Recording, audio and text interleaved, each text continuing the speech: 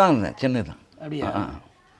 சரி சரி. சாலிகிராமத்தில் வந்து அங்கே இப்போ போனோம்ல நாங்கள். அப்படியா?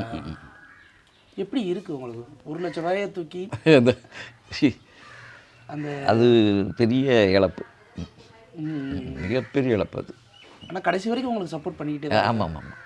அவர் படங்கள்லாம் நடிக்கிறதுக்கு வாய்ப்பு தருவார். இந்த மாதிரி தான் இந்த இழப்புனால அதுவும் ஒரு காரணமாக இருக்கலாம்னு நினைக்கிறேன். அது அதுக்கடுத்து வாசு சாருமே உங்களுக்கு வாய்ப்பு நிறையா கொடுத்துட்டு தான் இருந்தார் இல்லையா? ஆமாம் கொடுத்தாரு. ஆனால் பெரிய அந்த மாதிரி பெரிய கேரக்டர் வரல. நீங்கள் எதுவும் கேட்கலையே? கேட்குறதுக்கு உங்களுக்கு தயக்கமா? ஆமாம் ஆமாம். கொஞ்சம் ஒரு மாதிரி கொஞ்சம் வெக்கப்பட்டு சினிமாவில் வெக்கப்பட்டா வேலைக்கு ஆகுமா?